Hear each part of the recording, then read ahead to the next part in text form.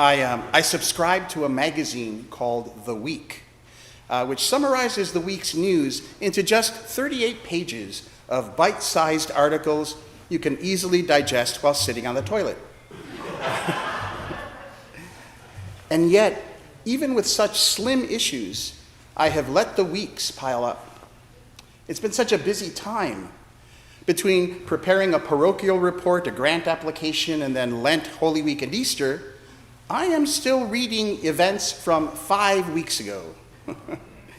And of course, you can't just recycle the magazines or you might miss something. No, you have to go through them all, chronologically, to get that satisfying sense of completion. I don't think I'm the only person like this in the world.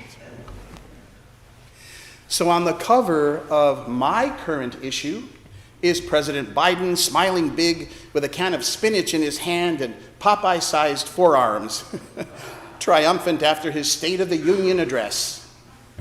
In my news world, Oppenheimer just won the Oscar for Best Picture. In my news, 137 children were just kidnapped in northern Nigeria, not knowing of their safe return home in a few weeks.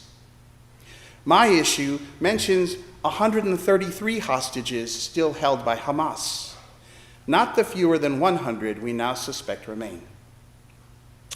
7 World Central Kitchen workers are ladling out soup.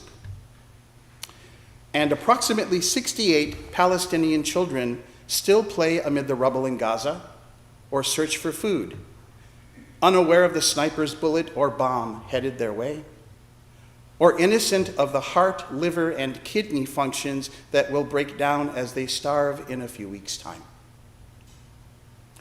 Every week, every issue will have its own tragedies to share. And there's a danger in reading too much news all at once. Most of it is bad, relentlessly depressing, and the things we do to one another accumulate until our eyes glaze over, our stomach hurts, and we have to stop reading. Maybe I should just recycle this magazine stack and spare myself 5 weeks of grief. I sometimes wonder how I can preach about God's love and give you a message of hope from this pulpit. But just as quickly as that thought crosses my mind, its answer follows. I have to. We have to. It's really that simple. How else will the world survive without voices preaching a belief in love that is stronger than hate, a forgiveness that bypasses revenge, or a hope that outlasts despair? We have to be like those other news articles, so few and far between, where the stranger does something kind for someone else, where the 95-year-old teacher dies and leaves $1 million to her beloved school district, or the articles where the doctor travels halfway around the world to tend to the wounded. We have to remind the world to not give up on itself. And so we have to not give up. And so we preach God's hope and love in senseless times like idiots who never learn. Today's gospel reading finds the disciples in despair in their locked upper room once more. When Jesus comes through the door, they're terrified, thinking they've seen a ghost, which makes sense because he was just killed. Had he come back to haunt them for having abandoned him? No. Instead, he says, "Peace be with you." He shows them his wounds, insists that he's flesh and bones, and to prove it, he eats some broiled fish in their presence. Incidentally, if I'd just come back from the dead after being tortured and killed, broiled fish would not be on my menu. I would order steamed pork belly buns and a big hot cinnamon roll. But the point of the broiled fish is that Jesus returns bodily, not just spiritually. He eats. Luke insisted that his readers know that Jesus was in the flesh, not a ghost, not a vision brought on by the mass hysteria of his followers.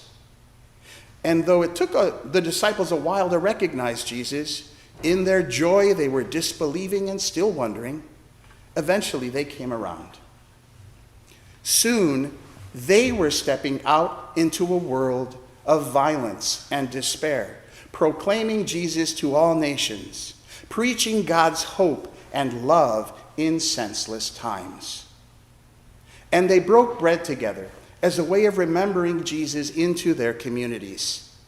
They called these gatherings agape meals or love feasts, the precursors of our Eucharistic celebration. Now, they were just meals back then. They hadn't yet become the formalized ritual we know today, but it is helpful to remember while listening to Eucharistic Prayer B, which we will soon be doing, that an underlying message of love was there from the start. We now have a formal prayer to consecrate the bread and wine, but those earliest Christians recognized Jesus among them not just through the words, but in the love they felt for one another when they broke bread together. So when you take in that consecrated wafer and that blessed wine, picture Christ inviting you into relationship and fellowship once again. However you need to be loved, comforted, forgiven, or strengthened, wherever you are in your beliefs, picture God meeting you there. Then take that and step out into this violent, senseless world and let your love for God feed others. Our collect of the day today says, O God, whose blessed Son made himself known to his disciples in the breaking of bread, open the eyes of our faith, that we may behold him in all his redeeming work. The disciples recognized Jesus when he broke bread with two of them on the road to Emmaus, and when he ate broiled fish with them. We try to see Christ in the bread we break at the altar and take at the rail. But there are many other ways to behold Christ in all his redeeming work. And at this point in my life, I need to be more profligate in finding God's love everywhere. The weeks have piled up, and there is bad news still ahead for all who care about this world. I need to find the good that still exists in the world, but I also can't afford to look away from the rest of it. Because if we develop blinders that shut out miseries that bring discomfort, we miss out on connection and truth and the chance to make a difference. Or if we cultivate a stingy vision, one that first judges and carefully measures whether the politics of a particular tragedy align with ours, before we will grant our compassion on the sufferers, we lose our capacity for empathy. So I invite you, I beg you, to look around you as you go through your day or your stack of news magazines, and one, don't filter out the suffering you see, but two, widen your perspective until you can find where God is working amid the misery, the people whose good works are the sparks of divinity amid the darkness. Exercise and feed your spirit back to health so that it's ready to take on the world's dispiritedness. No blinders, no stinginess of vision. So I have a quote to share with you, and what I do is I'll find little bits of quotes here and there, and I'll collect them like a magpie and put them in an email file folder for possible future sermon use. But unfortunately, this is from a while back, and I've lost the source, and the quote itself doesn't exactly fit what I'm trying to say. So, but I do know that the writer is a straight man, speaking of his friendship with a gay man, and of how we can find God in unexpected places. Here's the quote. Because we became friends, and I grew to love and be loved by my friend, my heart was changed.